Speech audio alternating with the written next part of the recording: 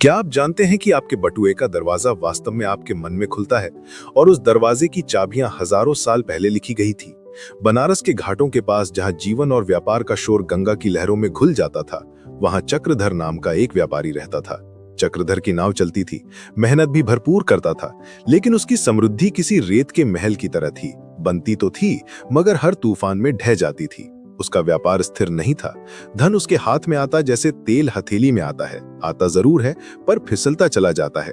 एक दिन जब उसका मन पूरी तरह टूट चुका था, वह गंगा तट पर बैठे एक वयोवृद्ध तेजस्वी साधु आचार्य विश्वरूप के पास पहुंचा।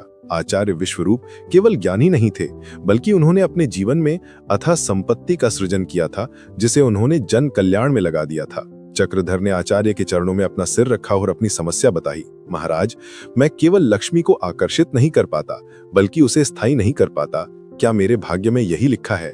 आचार्य विश्वरूप ने अपनी आंखें खोली। उनकी आवाज में प्राचीन वेदों का सा संयम था। चक्रधर, भाग्य कोई पत्थर की लकीर नहीं है, ये तो कर्मों और सिद्धांतों का लेखा जोखा है। मैं तुम्हें 5 ऐसे सनातन सूत्र दूंगा जिन्हें धन के सच्चे लेखा जोखा यानी लेजर की कुंजियां समझो। ये 5 सूत्र ही तुम्हारी नियति को पलटेंगे। उन्होंने कहा, पहली प्रविष्टि, स्वच्छता का शुद्ध खाता।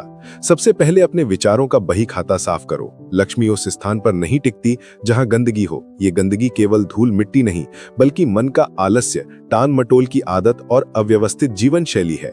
करोड़पति इसलिए सफल नहीं होते कि वे अमीर हैं, बल्कि इसलिए कि वे अपने आसपास और अपने दिमाग के इनबॉक्स को हमेशा साफ रखते हैं।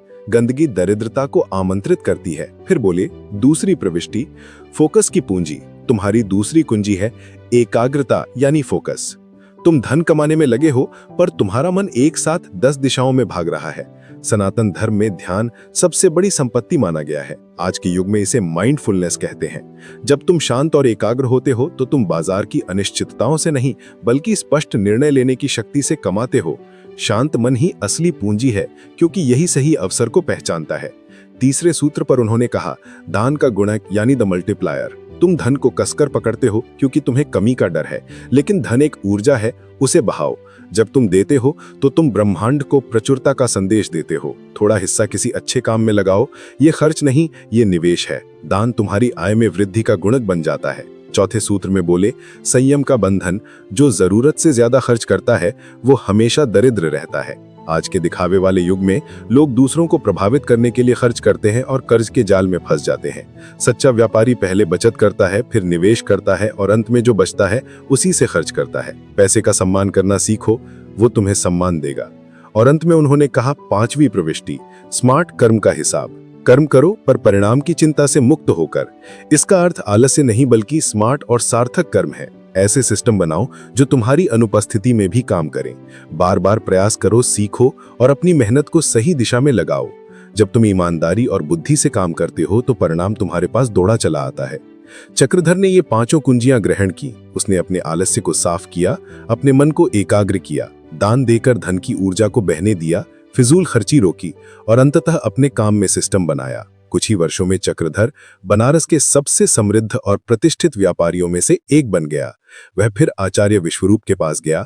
महाराज, मेरा बही खाता अब संतुलित है। आचार्य मुस्कुराए, चक्रधर, तुमने सिर्फ 5 सिद्धांत नहीं सीखे, तुमने माइंडसेट बदल दिया है। तुम्हारा बटुआ अब तुम्हारे सिद्धांतों से भरा है। क्या आप भी अपनी नियति का लेखा जोखा इन्हीं सिद्धांतों से शुरू करने को तैयार हैं? आशा करता हूं दोस्तों ये जानकारी आपको पसंद आई होगी। इसी तरह की प्राचीन रहस्यमयी कहानी के लिए कहानी सुनो स्टोरी टेलर चैनल को सब्सक्राइब करें, वीडियो को लाइक करें। मिलते हैं नेक्स्ट वीडियो में, तब तक के लिए बाय। अपना ख्याल रखिए। धन्यवाद।